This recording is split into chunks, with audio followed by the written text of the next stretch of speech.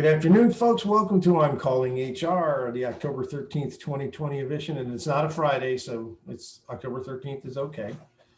As usual, presented by Employernomics and the PEO Matchmaker, and also our sponsor, Caraway HR. Thank you for Jennifer Caraway for helping out. We have some very special guests today. I've been looking forward to this one. Been trying to get them on the show for a month, and there are extenuating circumstances as to why that didn't happen, which we can talk about that later. But my featured guests today are Doug Foreman and Tina Kraft with Fringe Benefits Plans. You can contact them right there. I'll put this page up at the end of the video too. fringebenefitplans.com, 407-862-5900. And I forgot to put your emails, didn't I?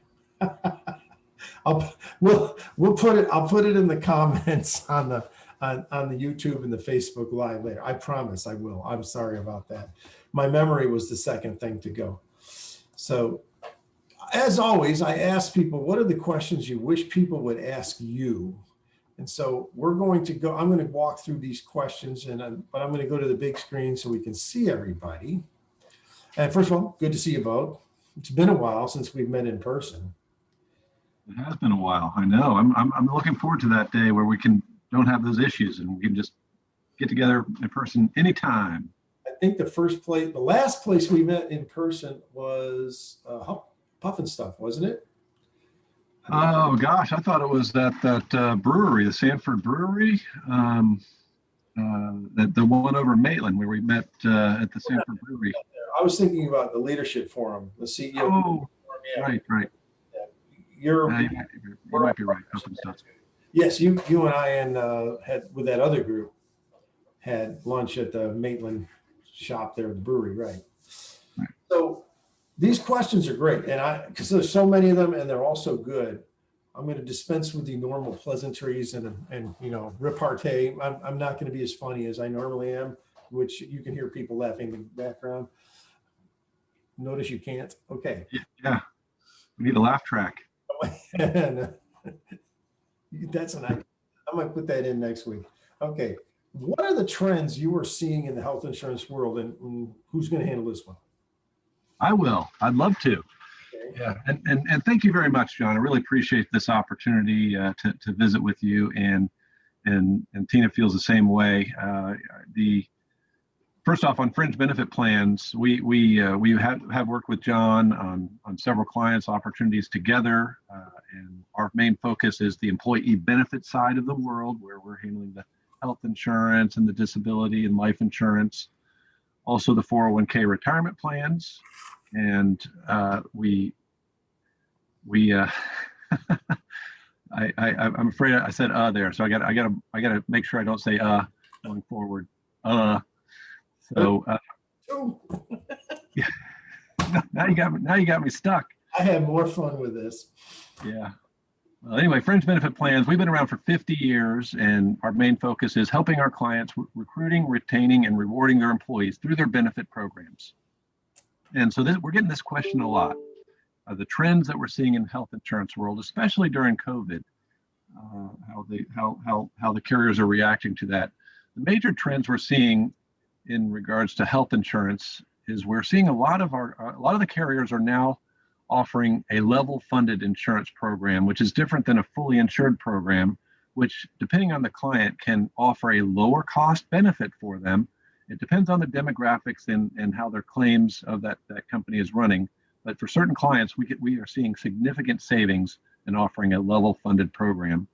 So I would encourage people, as they're looking for alternates and ways to save money, to ask their broker about that to see if they do qualify for a level funding and if that pricing would work for them. That's a great way to look for some savings. Other trends we're seeing are telemedicine, especially with the COVID. We are seeing a lot more of the insurance companies are now including telemedicine, which is 24-hour 7-day-a-week access to a physician through Skype or through FaceTime.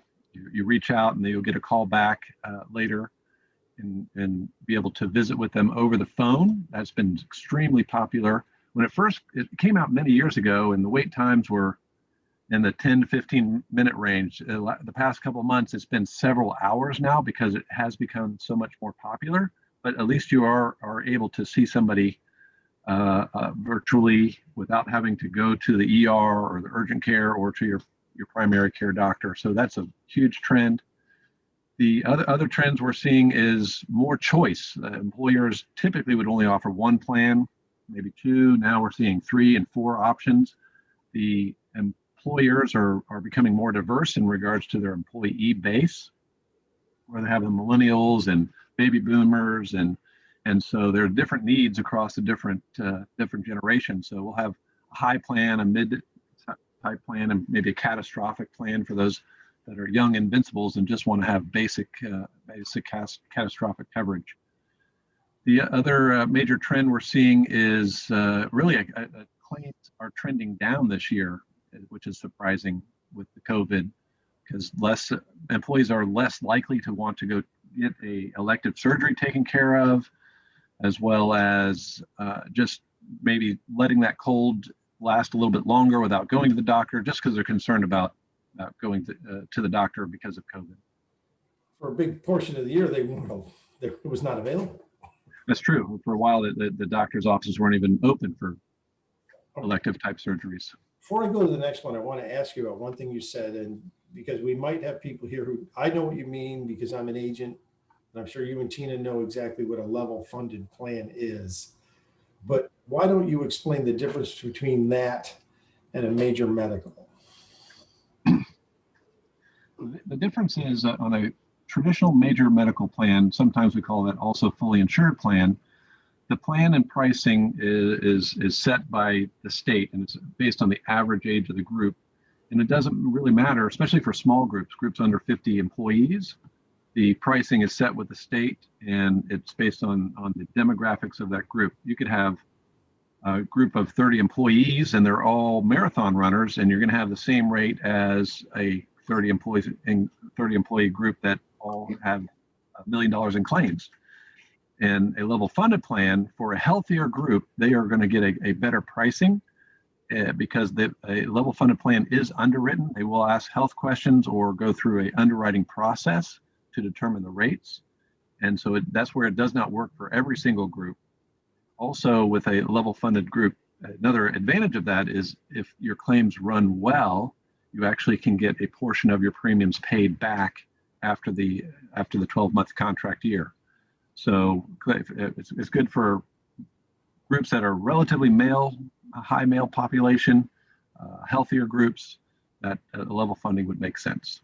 It's also called a community rated plan, isn't it, in some states?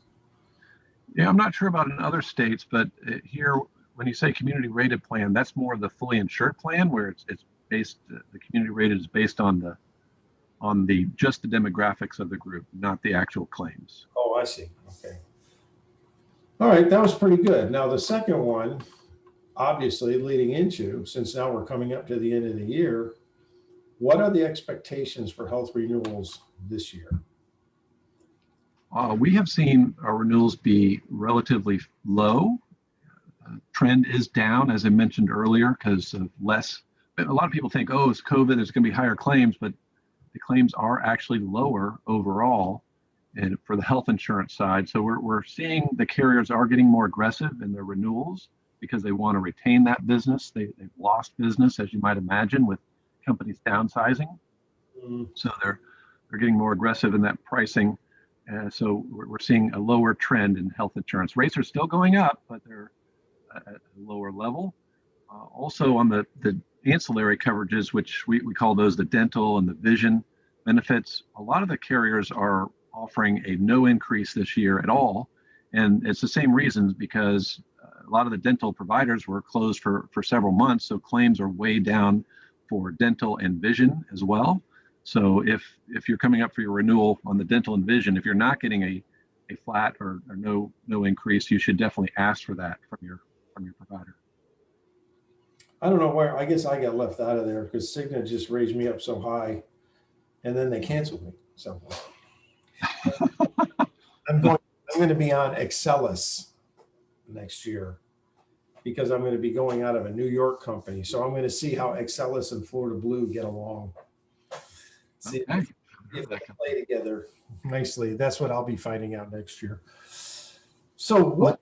Go ahead. Well, one more thing as I forgot to mention is some of the health insurance carriers have offered rebates or discounts of premium, and also the dental carriers. There's a couple of dental carriers are saying we're going to give you 1 month free because their claims are down that much, just as an incentive to renew with them.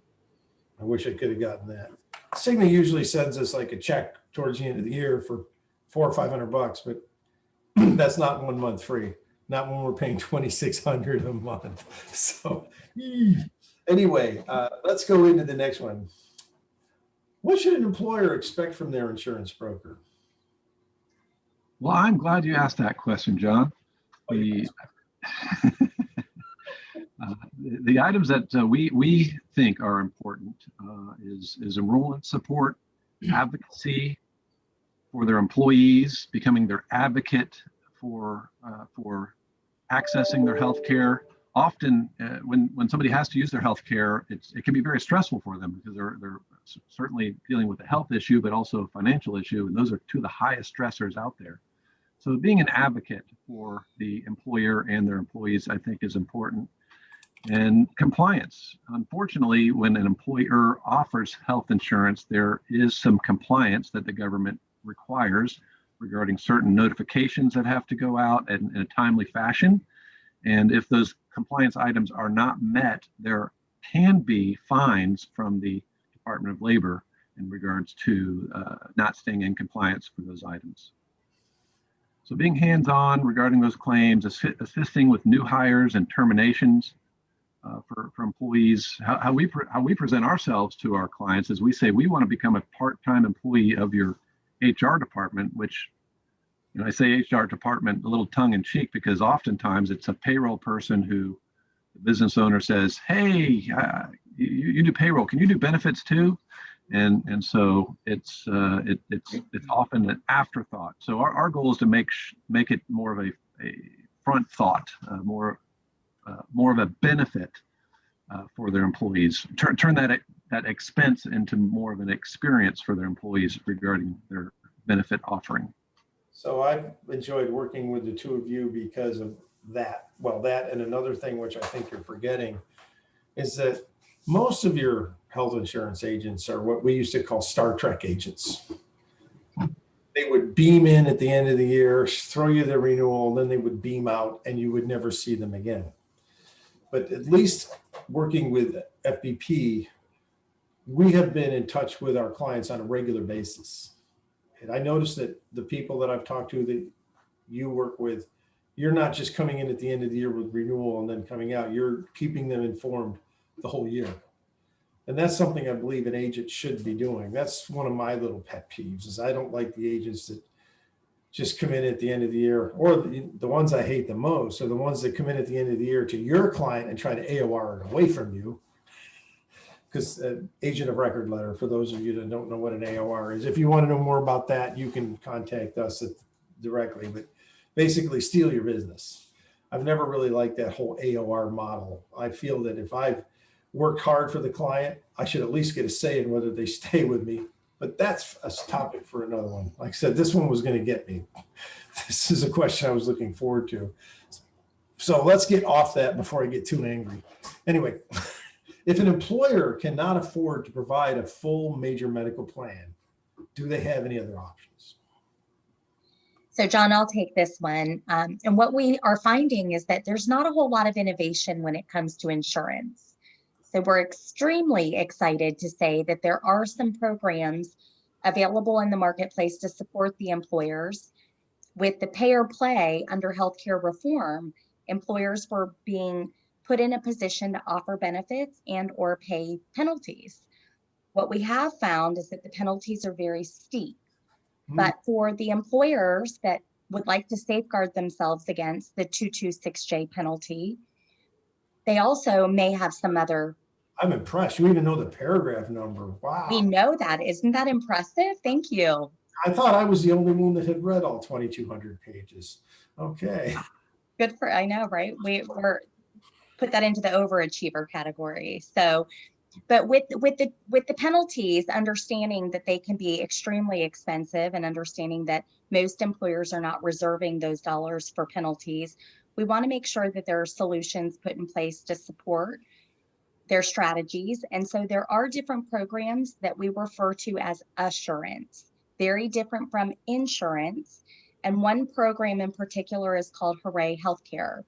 And Hooray Healthcare provides a very attractive benefit that can be used for recruiting and retention purposes, as well as mitigating those risks associated with the payer play penalties.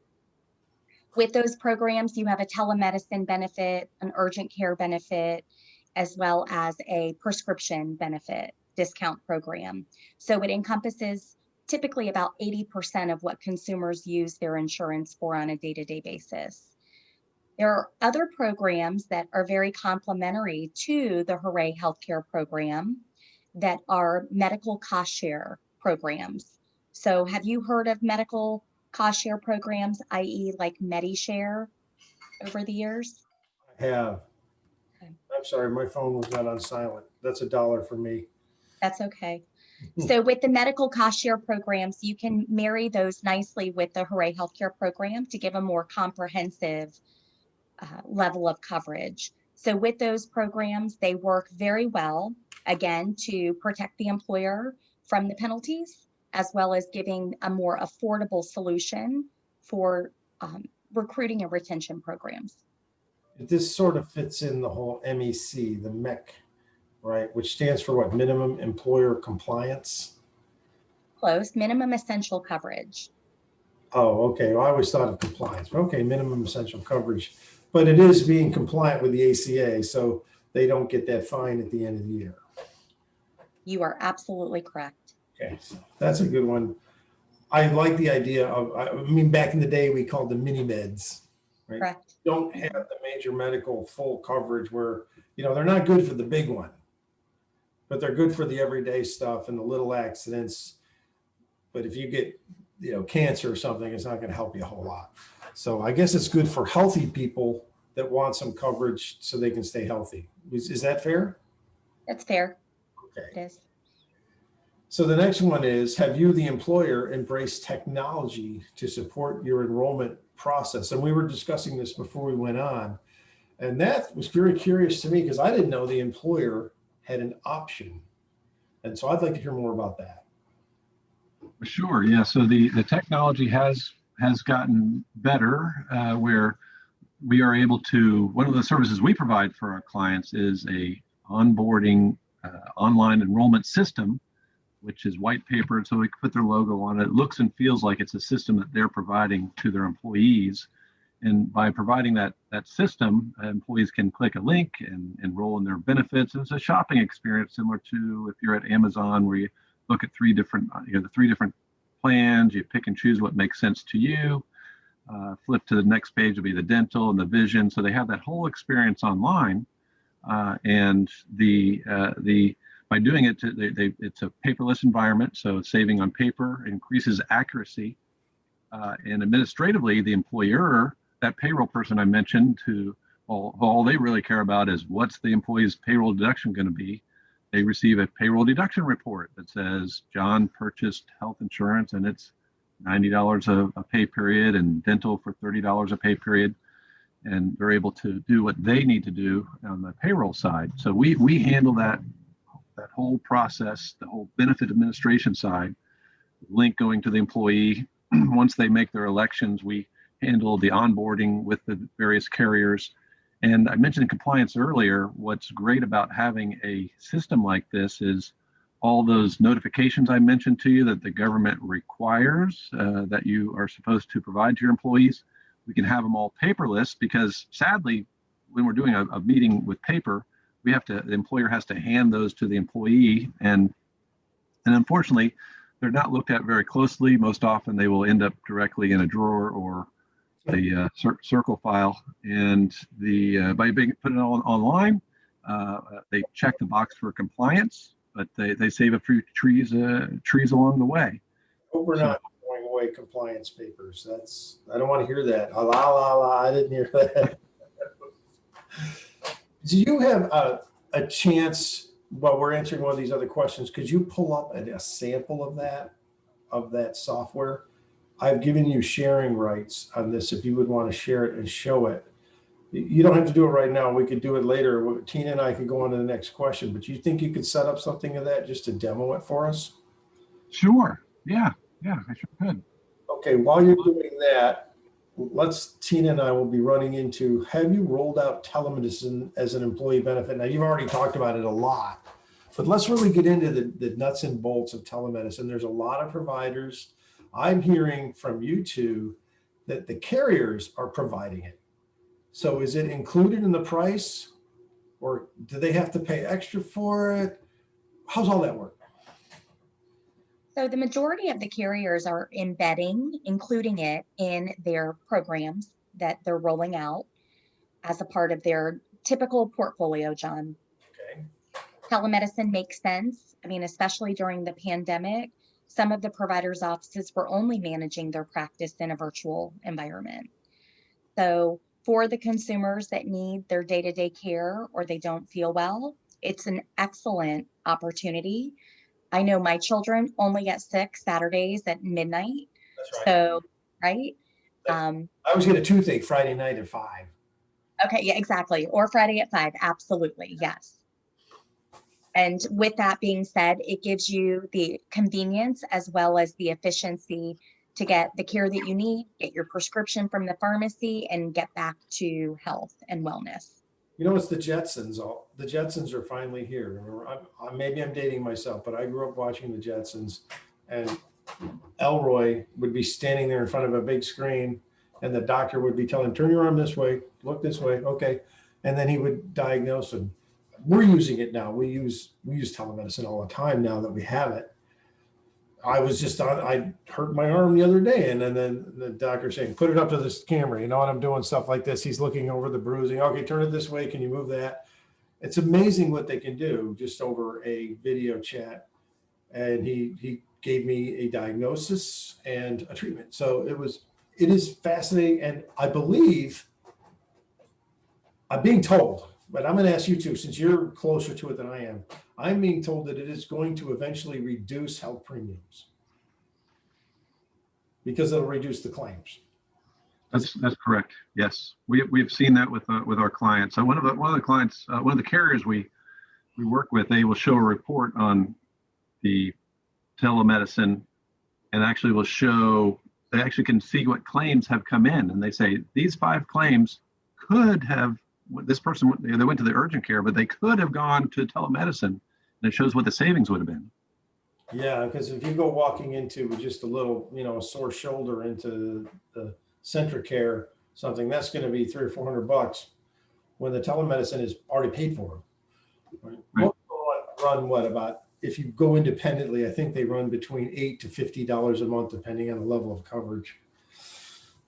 So I imagine that the insurance company is just including it in the premium, or they're making a deal with the provider. So I don't know how all that works. I'm still learning. I know that it is a technology. This time has come, especially since one of the big advantages we've had coming out of the shutdown is that everyone's gotten familiar with video. People know how to use Zoom. People know how to use Microsoft Teams. They're not afraid to sit in front of their computer. You notice everybody, in fact, we just got a new one. Everybody's getting their new webcams. This is for my wife's computer. She's got hers. So we're all getting webcams. We're all figuring out how to do it. We've been using Zoom for 2 or 3 years now. But before the shutdown, I would have to call someone up and help them set up their camera, show them how to log in. Now you can just send somebody a link, and well, that's what I did to you two, and here you are. So see, it works. So I think it might have been hurried along by the incidents of this, what we just had recently, but it was a time it was coming. I do believe that it's going to, more than anything, reduce the cost of healthcare in this country. Are you ready for us, Doug? I am, but so I didn't hear Tina's, because I was focused. I'm not able to multitask too well. But Tina, did you touch on how you can do the telemedicine standalone? We didn't get that far, but that's a great point, Doug. And you can talk to me about that too. Yeah, so I want to make sure we touch on that because you have the Doctegrity, Yes. which I think is the name of the one of the providers that you use, and there's Teledoc, and some of our clients, they have it, the health insurance has it baked in, but they have a large population of employees who are part-timers or seasonal or aren't enrolled in the health insurance, and so an employer can buy a standalone plan, and like you said, it's $6 to $10 per employee per month to offer that. It's relatively inexpensive, and it's a benefit that can go a long way for that population of employees. There are some that are that cheap. However, I believe you get what you pay for. We sell Doctegrity starting at $12.50 a month, but there's a lot more to it than we've been researching it for a while. We looked at, like I said, we looked at LiveMD, we looked at Teledoc. There's another one called eMed. We looked at, and then there's a MedB. There's a whole bunch of them that approached us once they heard who we were and that we were interested. All you got to do is put the word out. They all call you. So the one we settled on was Doctegrity because of the quality of the product. And I'm not going to get in. We'll do that on another show. But there's a lot of aspects to it that, like, I think you're going to get into it on our last question, the EAP part, the mental counseling that's available now, that like Doctegrity focused on that. That's 50% of their use is mental counseling, emotional counseling, all that stuff. So it's something that we thought that was really, I believe that that's really critical to health anyway. I believe that health is a large part mental. If people decide they're going to be healthy, that's the first step. If you decide you're not going to be healthy, you probably won't be. So maybe I'm, a conspiracy theory, but I believe that. And so I believe that somebody who's out there helping people with mental issues is, if you reduce stress in someone's life, they're going to be more healthy. Right? I think it's called PMA, positive mental attitude. I'm getting into your question there. I don't want to do that. So Doug, go ahead and show us that online. Oh, sure. All right, so I'll share here that you should see our site now. Is this showing up? Yes, it is. Perfect. Okay. So there is a landing page, but I skipped that landing page for a new hire. Has a message from the employer, would have their logo on it. That's where it could be white labeled for the employer. And then when the employee says ready to log in, ready to make their elections, they come in and they put their personal information as you see here. So they would fill this information out. And then I'm just going to flip over to the multiple steps here and address those. Can I enlarge this? I probably can. Are you able to see it well enough? We're able to see the 13 steps. Is that what you're saying? Yeah, okay, so you can. So they put their address in. If they're going to add dependents, they put the dependent information in. Employer can have different pages that they require the employee to go to. They might have certain requirements that they want to make sure the employee will see, so they can put their time and attendance information on here. The employee handbook acknowledgement, which is an important aspect for employers to have those go out, so that they can have that acknowledgement on here, that employee can say yes, they've seen it, and they actually can put a PDF copy of it here with a link so that they can say yes, I've seen that. Great HR. I'm sorry. Great HR tool there. Mm-hmm. Yeah.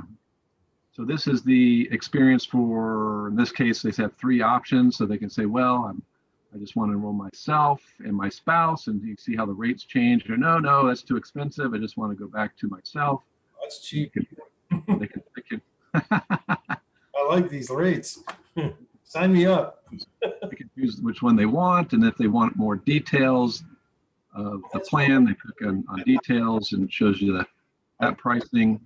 Okay, that's per pay period. All right, there's the monthly. Okay. Yeah, we do want to break it down per pay periods for the employees to, and they can put all the different plans right side by side and have the summaries. One of the requirements is the government, when you offer health insurance, you have to offer them to view their SBC, which is their summary of benefits. Those are all included here. We can also include a decision tree. So say, well, help me decide, so we can have these questions. So what type, how am I wanting to access my doctor? Will I like a referral, no referral, a big network, small network? So based on these questions, they can pick and choose, and it will then give them which plan would make the most sense based on how they answered the question. So it's a tool to help them as they are making a decision. So like 2-star, 3-star, Sorry? those are the ratings. So the 3 stars, that's saying which one's best for you. Correct. And I went quickly. I didn't answer all the questions. It would fill out better if I went through all the questions. But yes. This is a tool. This is awesome. And so dental, vision, a similar experience. We put the group life insurance. A lot of employers will put employer paid life insurance on there. So they choose that amount. And then once they're done with that, they can add their beneficiary. So they add their primary and contingent, all captured through the system. Wow. And for group long-term disability, we talked about the EAP. We'll put that information on here as well so that they have access to that. And this site is not only during open enrollment, but it is live throughout the year. So a lot of times employer says, employee says, I can't remember what benefits I have, Mr. Employer. So they go to the HR, and the HR can say, hey, remember that site? Just go back to that site and log in, and you can see your benefits. So it saves the employer time where employees don't have to come back, getting that information to them. Gives them a nice summary at the end, and then what if I had enrolled, shows your total cost per pay.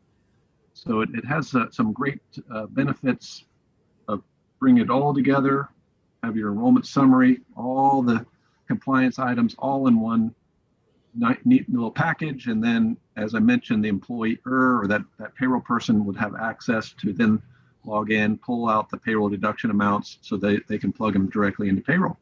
Hey, this is Employee Navigator. Is this your software? It is not. It is actually, Employee Navigator is a national company, and it is one we have purchased the service and we provide it at no cost to our clients. That's really a great tool. That's a big hit there. That's so much of what I hate about health insurance is all handled on that little website right there. You really don't have to have an enrollment party, do you? You can just go to this website. Oh, we still want to have a party. I'm all about having a party. I call them enrollment parties because they always bring food and snacks because they're all day long. All right, that's really great, Doug. Thank you. Thank you. So I'm going to stop the share. All right. And now we're back to what's the best way to communicate wellness to include financial wellness to employees? And you kind of led into that with the 401k and the life insurance. Who's going to take this one? I'll take it. John, I think that we feel that communication is always important. Typically, employee benefits is the second or the third largest line item for an employer from an investment standpoint. So we want to make sure that the employer is really bringing a lot of attention to the investment that they're making in their team members. So communication is the key, and it all kicks off at that enrollment party. So at that enrollment party, we start that party with the important aspects of enrollment. But then, as you said, we don't want to just beam in at the renewal time. So throughout the plan year. You're going to use that. I bet you're going to use that. I'm going to use it. I am.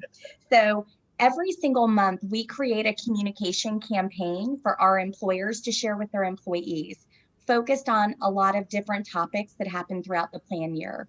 So whether it's men's health, whether it's safe toys during Christmas time for the children, whether it's Breast Cancer Awareness Month, which is a huge event that is held nationally, we make sure that we prepare those communications to be proactive in our communication approach with the employees.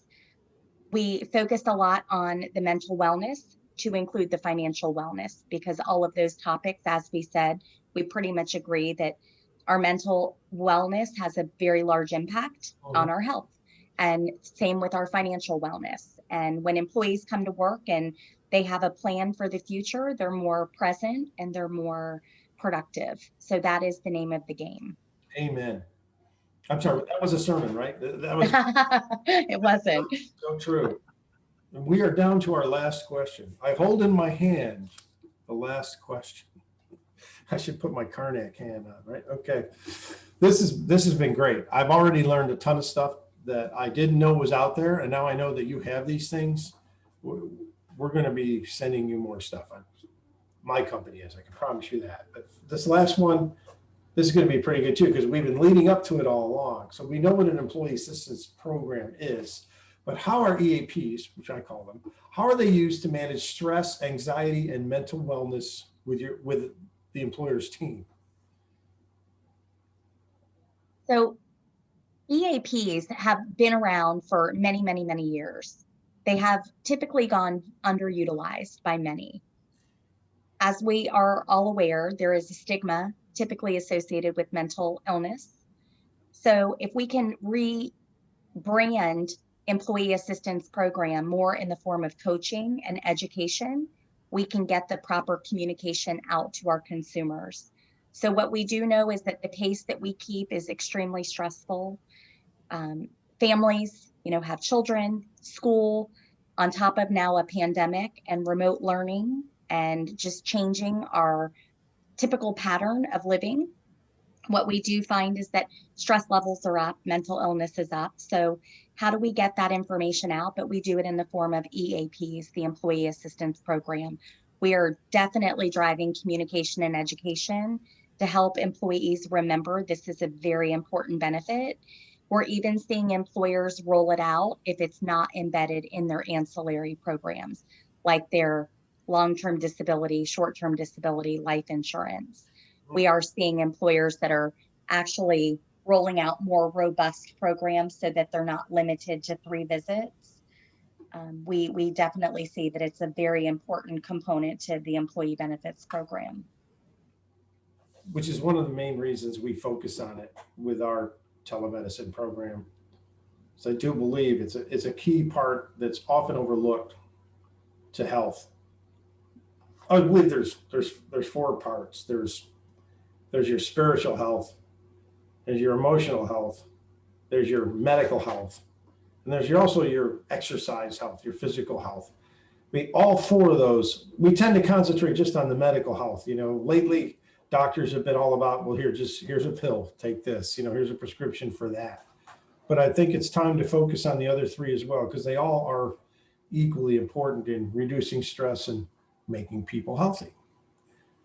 So, by the way, we've come to the end. That was great. Is there anything you want to throw in there, Doug? Because I do have a special thing I want to do with you too. Before I told you I had a little surprise for you.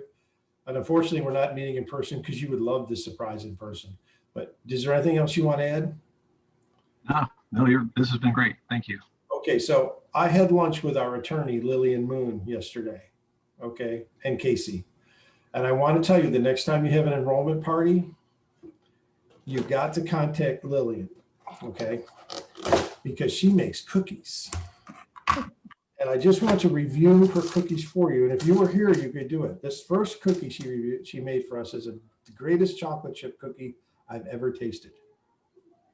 You're going to eat that right in front of us? This is not fair. I'm taking one bite, just so you know, you have to get Lillian to do the cookies for your next enrollment party. And then this peanut butter chip cookie also. I haven't mixed them yet, so this will be interesting. I love peanut butter is my favorite type of cookie. Even better. And I have one for each of you, which I'm going to try to hand you through the screen. It's not working, but just a plain old peanut butter cookie, but this is nothing plain about this. This is, melting. It's falling apart in my mouth. It's soft, chewy. So I'm going to make sure Lillian watches this, and we're going to email this out to all of our leadership forum people. But Lillian, I just want to thank you again. That's what I missed about meeting in person was things like this. All the cookies, you're gonna have to do a longer bike ride today or tomorrow. Just to... Oh boy, I tell you, because this was full this morning. We've been nibbling on them all day. In fact, I just got a text up from one of my riding buddies. He's saying, "Hey, who's going to come on a ride with me?" So yeah, we're heading up to the end here. So I just wanted to do that. Say, if you're going to do your next enrollment party, make sure Lillian makes the cookies for you. Okay. isn't a math. She even says that her favorite thing to cook is desserts, and now I know why, because everybody loves desserts. So I do have one screen I want to share before we sign off. If you would like to be on the show or you would like to contact us, here's how you can get a hold of us. In the emails info, there is a website, contact form@employernomics.com. You can call us at that number. We'd like questions, suggestions, interesting topics. Would you like to be a guest? Do you have something to add to the HR world? Obviously, both Doug and Tina had a lot to add to the HR world today, and I really thank you. We did have 2 people who were watching us live, although they didn't ask any questions. They just said hello. So I'm going to end that right now. For those of you that watch us on Facebook, thank you for joining us. It's been great to have you here. See us again here every Tuesday at 4 p.m. All right. Thank you, John. This was wonderful. And thank you, everybody who was able to watch and watching later. Okay. And I'll be looking for those cookies.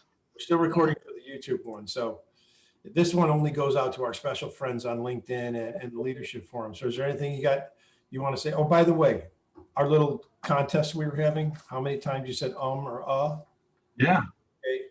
Doug, you're into me for $33, buddy. What? Man. It is only at 5. So Good job, Tina. I just want, Tina, would you Good job. you give Doug speeching lessons, please? Okay. Okay. Okay. This was great. Thank you, guys. We'll have you back It again. was fun. Thanks, John. Thank you for joining us, everybody. See you next week.